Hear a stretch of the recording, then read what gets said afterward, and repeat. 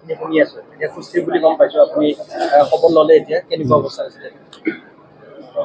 আজি আমি এটা পৰীক্ষা কৰিব লগা আছিলে যোৱাকালি মই কৈছোঁ যে এটা পৰীক্ষা কৰি উঠি সেই পৰীক্ষাৰ পিছত আমি আজি তেওঁক ডিচাৰ্জ দিম গতিকে আজি সেই পৰীক্ষাটো কৰা হ'ল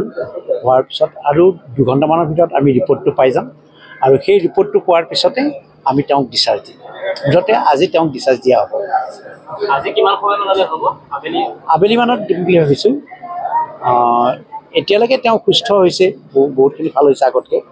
জ্বৰটোও নাই কাহটো অলপ কমিছে তাৰ উপৰিও গেষ্ট্ৰিকৰ যিখিনি প্ৰব্লেম আছিল সেইখিনিও ভাল পাইছে গতিকে এতিয়া নিয়মিতভাৱে তেওঁ থাকিলে সুস্থ হৈ থাকিব সেই ক্ষেত্ৰত ডক্টৰে যিখিনি এডভাইচ দিব লাগে দিয়া হৈছে যিখিনি মেডিচিন দিব লাগে সেইখিনি দিয়া হৈছে গতিকে এতিয়া কোনো চিন্তাৰ কাৰণ নাই গতিকে আমি আজিৰ দিনটোৰ ভিতৰতে ছেকেণ্ড হাফত হয়তো আমি তেওঁক ডিচাৰ্জ দিম খোৱা বোৱাটো নিয়মিত হ'ব লাগিব সেইটো কথা তেওঁক কোৱা হৈছে যে বেছি স্পাইচ ফুড খাব নালাগে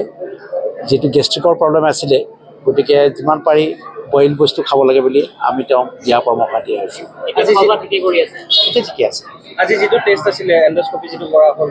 সেইটোৰ ওপৰত যদি আৰু কিবা নিৰ্ভৰ কৰিবলগীয়া কিবা আছে নেকি নাই একো নাই সেইটোতো আচলতে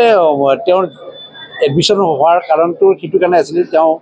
ভমিটিং হৈছিল বা গেষ্ট্ৰিক প্ৰব্লেম হৈছিলে সেই গেষ্ট্ৰাইটিছটো আছে সেইটো এণ্ডস্কপিত ধৰা পৰিছে গতিকে সেইটো ইমান ডাঙৰ একো নাই সকলোৰে থাকে গেষ্ট্ৰিক প্ৰব্লেমটো কিন্তু সেই ক্ষেত্ৰত যিখিনি মেডিচিন লাগে সেই মেডিচিনখিনি আমি আজি তেওঁক প্ৰেছক্ৰাইব কৰিম আৰু সেইখিনি নিয়মিত পাতে খালে ভাল পাই যাব ডেফিনেটলি ৰেষ্টৰ প্ৰয়োজন আছে গতিকে আমি তেওঁক কমেও 15 দিন 20 দিন ৰেষ্টত থাকিব দিছোঁ এটলিষ্ট টোপনি আৰু খোৱাৰ ক্ষেত্ৰত যাতে নিয়মত থাকে টোপনি যাতে নিয়মত থাকে আৰু খোৱাৰ ক্ষেত্ৰত যাতে নিয়মত থাকে সেই কথাখিনিকে আমি তেওঁক এডভাইচ দিয়া হৈছে আপুনি নিজে কথা পাতিছে তেওঁৰ সৈতে হয় হ'ব থেংক ইউ